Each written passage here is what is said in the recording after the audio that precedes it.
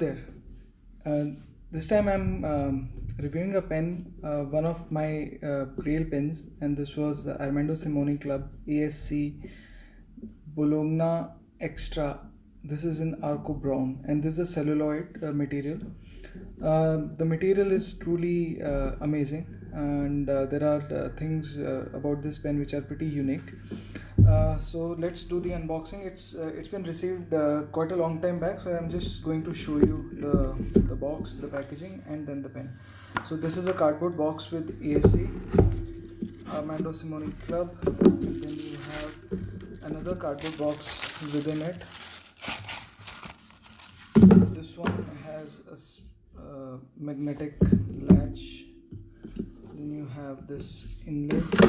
So here's the pen sandwiched like some Pilot 823 models, sandwiched between these two transparent layers of plastic paper. And then you have this Armando Simoni Club, and then you have no compromise. Our pens are 100% handmade in Italy. You get a card making you a member of this club, and then there were some filings telling you that this has been machined specifically from this particular Arco celluloid rod for this particular pen. A proof of workmanship from the ASC Club. So this latch has nestled this pen between it, and it has a kind of a snap clamshell kind of a design where the pen is held between these two layers very securely. So I've taken away everything, and this is the beautiful design of Armando Simoni Club Extra Arco brown. I'm just trying to align these Arco patterns, because otherwise all through this video there will be some kind of OCD going on.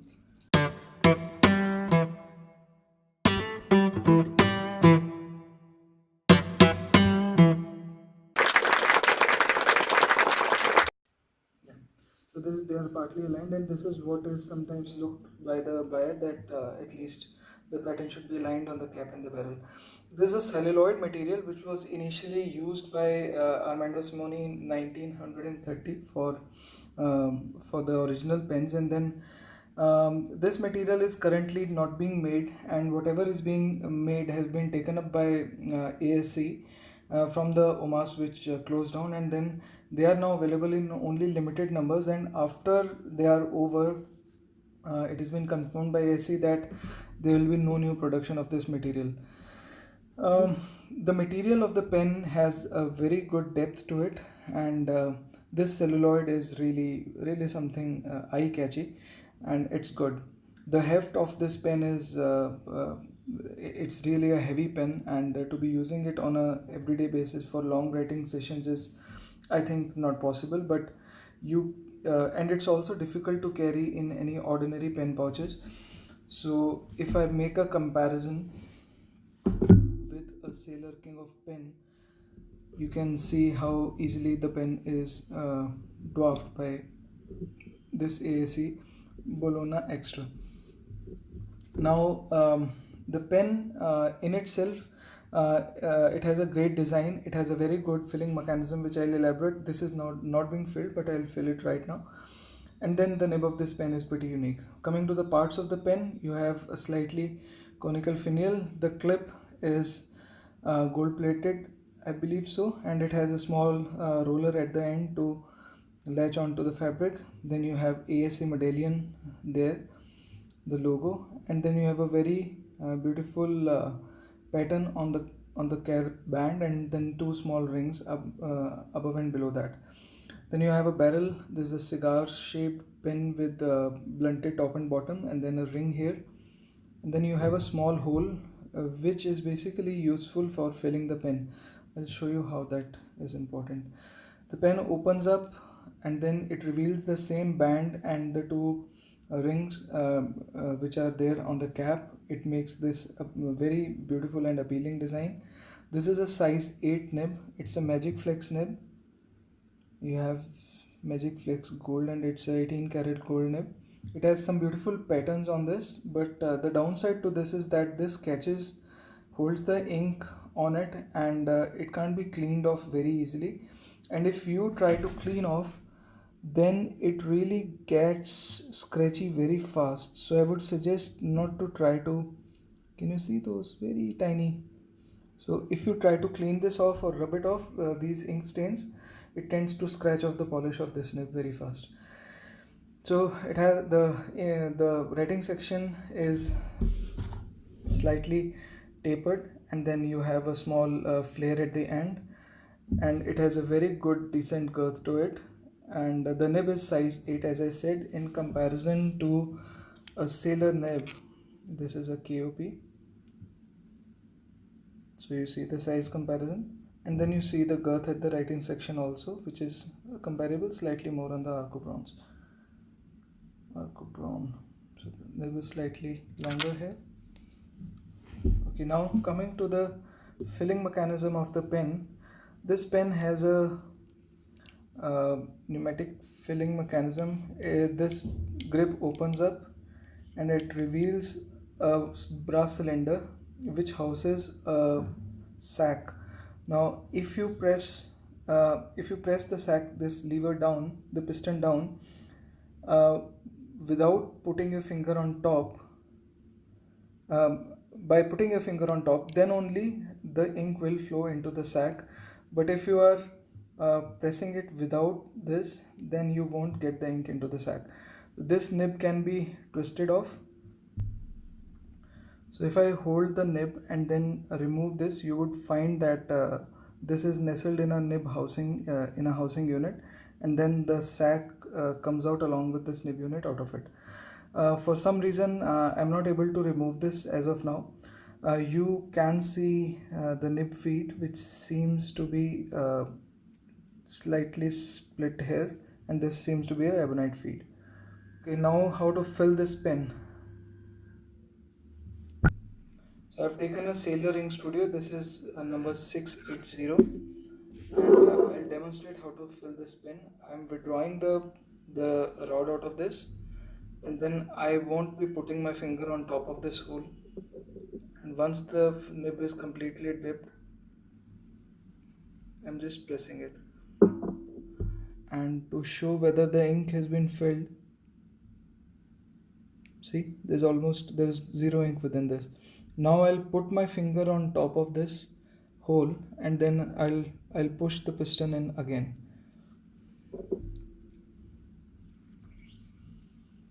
So you could see all those bubbles coming up, telling us that the ink has been filled. After you've completely put it inside, you have to hold it there for about 10 seconds for the ink to completely ascend into the sac.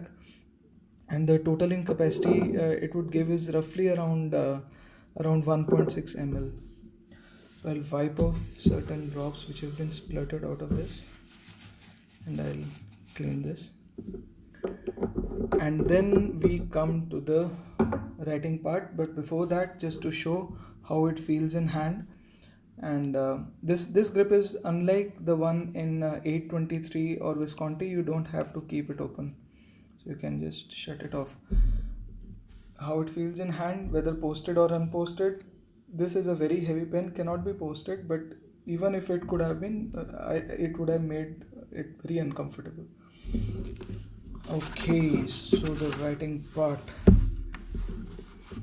Let me zoom it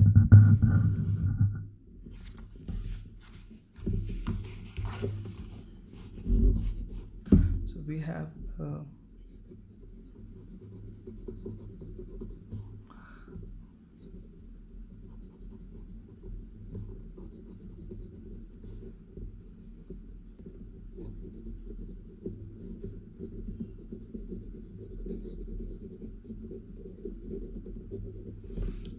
the pen is in Arco bronze celluloid.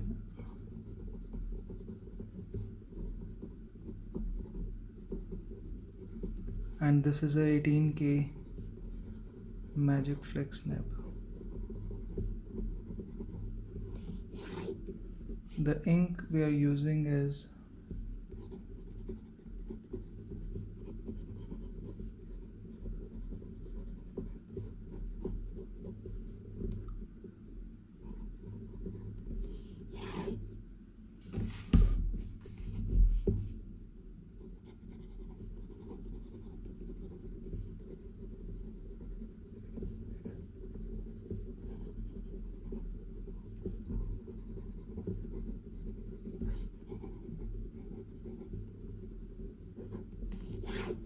This is the first time I've uncapped, I've used this ink, and I'm really liking the way this flows out of this pen and the kind of shade which it gives, complementing the color of the pen.